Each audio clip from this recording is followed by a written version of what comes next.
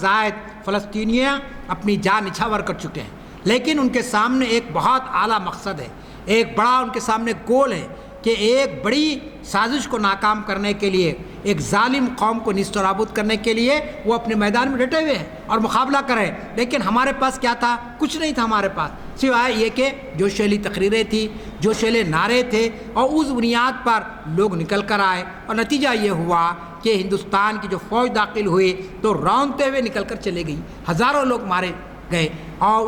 اس پر تبصرہ کرتے ہوئے ہمارے کل ہند مجلس تعمیر ملت کے بانی سید قلی اللہ حسینی صاحب کی کتاب ہے، آپ بھی پڑھ سکتے ہیں، ہندوستانی مسلمان۔ انہوں نے پولیس ایکشن کے واقعات پر تبصرہ کرتے لکھا، قاسم رضوی صاحب جری تو تھے لیکن جوش آزادی میں اس ہوش سے محروم تھے جو انسانوں کو اپنی کمزوریوں پر نظر رکھنے میں مدد دیتا ہے۔ آپ غور فرمائیے، قلی اللہ حسینی صاحب کا جملہ ہے یہ، جو چشمدید گواہ تھے پولیس ایکشن کے، اور پولیس ایکشن کے بعد انہوں نے جو ملت کو اٹھانے کا کام کیا وہ غیر معمولی کام تھا۔ ملت پورا حوصلہ کھو چکی تھی، لوگ مایوس ہو چکے تھے، ایسے وقت یہ حضرات اٹھے اور انہیں پھر سے جو ہے سو قوم کو متحد کیا، منظم کیا، اور ان کے اندر جینے کا ایک حوصلہ پیدا کیا۔ تو انہوں نے اپنی تصنیف میں لکھا کہ قاسم رضوی جوش آزادی میں اس ہوش سے محروم تھے جو انسانوں کو اپنی کمزوریوں پر نظر کرنے میں مدد دیتا ہے، اندھے جوش جذبے کا نتیجہ وہی ہوا جو ہونا تھا۔ یہ ان کا جملہ ہے، آپ کتاب پڑھ سکتے ہیں ہندوستانی مسلمان۔ یعنی جو واقعات تھے، لازمی چیز ہے کہ جو فوجی ٹینک آ گئے، دبابے آ گئے، کہاں تک عام مسلمان اس کو برداشت کرتا، کہاں تک ان کا جوش ساتھ دیتا، کہاں تک نعرے تکبیر کی آواز گونج کر ان کے جیسے ایمان کو تازہ کرتی اگر اسباب نہ ہوتے۔ تو یہ دراصل ہماری اپنی کمزوری تھی۔ مسلم قیادت اس وقت جوش میں اس قدر آگے بڑھ گئی تھی کہ وہ ہوش کے ناقل لینا نہیں چاہتی تھی۔ جو لوگ مشورے دے رہے تھے ان مشوروں کو بھی انہوں نے قبول کرنے سے انکار کر دیا۔ چنانچہ آپ جانتے ہیں کہ ایک مورخ نے لکھا کہ اپنوں نے، یعنی اپنوں کی جو نادانیاں ہوئی وہ غیروں کے مفادات کو پورے کرنے کا ذریعہ بن گئی، کہ وہ تو یہ چاہ رہے تھے کہ ایسا جوش اٹھے لوگوں کے اندر، لوگ جو ہے سو مخالفت کریں اور ہم کو موقع ملے ہم ان کو کچل کر آگے نکل جائیں۔ چنانچہ آپ جانتے ہیں اسی طریقے سے ایک اور نام آپ کو میں سامنے رکھوں کہ آپ جانتے ہیں کہ مولانا سید عبدالاعلی مودودی جو جماعت اسلامی کے بانی ہیں، انہوں نے پولیس ایکشن سے پہلے ایک خط لکھا حیدرآباد کے عمائدین کو، بڑے بڑے یہاں کے دانشوروں کو، انٹلیکچوئلس کو، علماء کو، مشائقین کو۔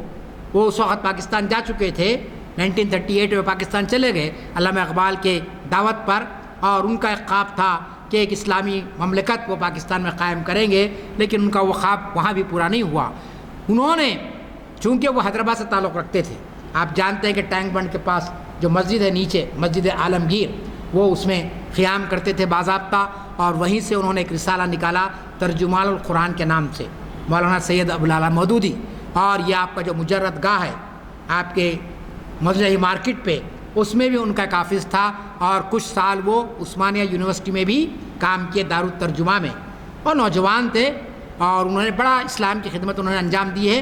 ایک موضوع ہے ان پر کبھی گفتگو ہم کریں گے۔ تو حیدرآباد سے ان کا بڑا قریبی تعلق تھا، اورنگ آباد میں ان کی پیدائش ہوئی تھی لیکن پرورش ان کی حیدرآباد میں ہوئی، تعلیم حیدرآباد میں ہوئی، اور انہوں نے نظام دکن کو باضابطہ ایک دینیات کا کورس مکمل کر کے دیا تھا۔ نظام دکن سے ان سے خواہش کی تھی کہ آپ جو ہے نا کوئی کورس مرتب کیجئے جس میں اسلام کے بنیادی باتیں لکھی جائے۔ رسالے دینیات آپ جانتے ہیں بہت مشہور ہوا، یہ مولانا مودودی نے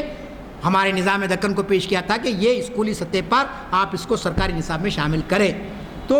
اس تعلق خاطر کی بنیاد پر وہ یہ چاہتے تھے کہ نظام دکن کی یہ حکومت باقی رہے، یا کم از کم یہاں مسلمانوں کا قتل عام نہ ہو، اگر حکومت تبدیل بھی ہو جائے عام مسلمان تخت مش نہ بنے۔ چنانچہ آپ جانتے ہیں کہ انہوں نے جو خط لکھا اس خط کے اندر انہوں نے یہی باتیں لکھی تھی کہ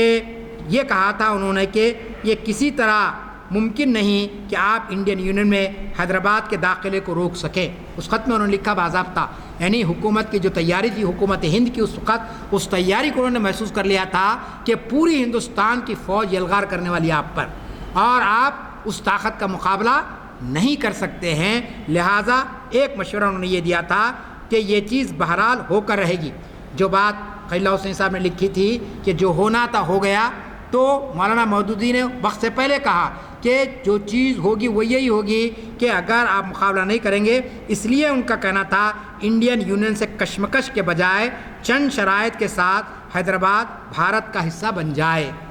یہ ان کی بات تھی، شرائط، کنڈیشن رکھیں آپ کہ صاحب ہمارے لیے ڈپارٹمنٹ رہے، فائنانس کا ڈپارٹمنٹ ہمارا رہے، فوج میں اتنے مسلمانوں کو شامل کیا جائے، تعلیم میں اتنے لوگوں کو شامل کیا جائے، کیونکہ یہ ہم نے قائم کی ہے، یہ عثمانیہ یونیورسٹی ہم نے قائم کی ہے، 15% مسلمانوں کو داخلہ دیا جائے یہاں پر، عثمانیہ دواخانہ ہم نے بنایا ہے، ہمارے پاس 20% ہمارے مریضوں کا مفت علاج کرایا جائے۔ یہ بات ہو سکتی تھی پرامن اگر بات چیت ہوتی تو، کیونکہ دونوں طرف بھی جوش نہ ہو، ہوش ہو تو لازمی چیز ہے کہ کوئی مسئلے کا حل نکل سکتا تھا۔ چنانچہ مولانا مودودی نے یہی بات کہی تھی کہ کچھ شرائط رکھے جائیں اور شرائط کے ساتھ حیدرآباد بھارت کا حصہ بن جائے۔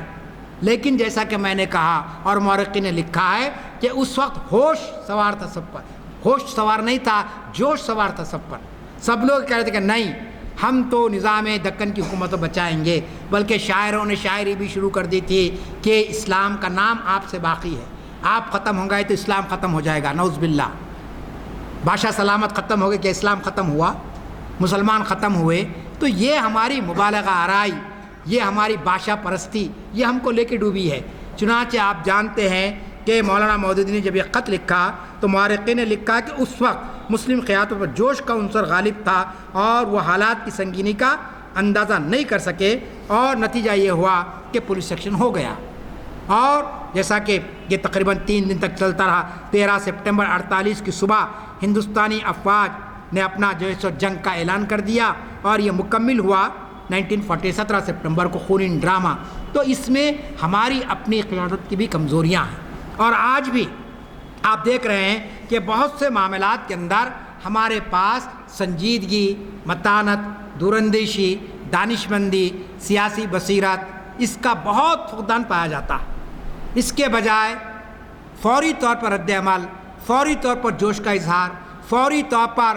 کسی معاملے میں نتیجے کو اخذ کر لینا، یہ جو ہے نا قوموں کے لیے بڑا نقصان دہ ثابت ہوتا ہے، انفرادی طور پر بھی، اجتماعی طور پر بھی۔ آپ جانتے ہیں کہ آپ ایک بچے کی شادی نہیں کرتے جب تک کہ تحقیق نہیں کر لیتے، اور اگر بغیر تحقیق کرے اس کا نتیجہ بھی آپ کے سامنے آ جاتا،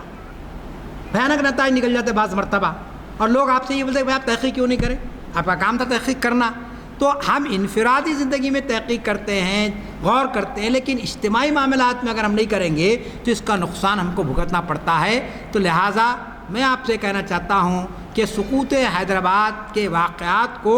ہم صرف غم اور افسوس کے لیے نہ پڑھیں، یہ نہ کہ صاحب اتنی جانیں ہماری چلی گئی، اتنی جائیدادیں ختم ہو گئی، اتنی حویلیاں ختم ہو گئی۔ یقیناً آپ جانتے ہیں کہ سقوط حیدرآباد سے سیاسی زوال تو آیا، سیاسی زوال کے ساتھ ساتھ ہماری تہذیب و تمدن بھی ختم ہو گیا، ہمارا جو دبدبہ تھا وہ بھی ختم ہو گیا، ہم علم سے دور کر دیے گئے، معیشت سے دور کر دیے گئے، اور آج ہماری تہذیب و تمدن کو ختم کیا جا رہا ہے۔ آپ نے دیکھا کہ جو بھی مسلمانوں کی علامتیں ہیں اس کو مٹا دیا گیا پولیس ایکشن کے بعد، اس کو باقی نہیں رکھا گیا کہ بھئی یہ نظام کی نشانی، اس کو ختم کر دو، فلاں چیز یہ ہے ان کے دور کی، اس کو ختم کر دو۔ زبان کو ختم کیا گیا، اردو زبان۔ آپ جانتے ہیں کہ عثمانیہ یونیورسٹی کا ذریعہ تعلیم اردو تھا، اس کو ختم کر دیا گیا، اور آج صورتحال یہ ہے کہ اردو کا شعبہ ختم ہو گیا، وہاں پر اردو کا ایک پروفیسر وہاں پر موجود نہیں ہے۔ تو اس طریقے زبان کو ختم کیا گیا، تہذیب کو ختم کیا گیا، معیشت کو ختم کیا گیا۔ تو ایک بہت بڑا یہ ثانیہ ہے، ایسا نہیں ہے کہ صرف سیاسی طور پر ایک حکومت ختم ہو گئی، سلطنت آصفیہ کا سورج غروب ہو گیا، نہیں، بلکہ اس سے قوم کا عزم اور حوصلہ بھی پست ہوا۔ لیکن اللہ کا شکر ہے کہ پھر ہم ابھر کر آئے، پھر ہم ابھرے، پھر اللہ نے ہم کو ایک موقع دیا۔ تو ایسے موقع پر ہم کو ماضی سے سبق لینا چاہیے، یہ دیکھنا چاہیے کہ کیوں وجہات کیا تھی آخر کہ جو لوگ 600 سال تک اس علاقے میں حکومت کیے، اچانک اس قسم کے واقعات کیوں پیدا ہو گئے، اور پھر عوام کا اتنا قریبی تعلق ہونے کے باوجود عوام کیوں حکمرانوں سے بدظن ہو گئی، اس پر غور کریں گے تو بہت سارے راز ہمارے سامنے آئیں گے۔ اقبال نے بہت اچھی بات کہی تھی کہ انہوں نے یہ کہا تھا کہ صورت شمشیر ہے دست قضا میں وہ قوم، صورت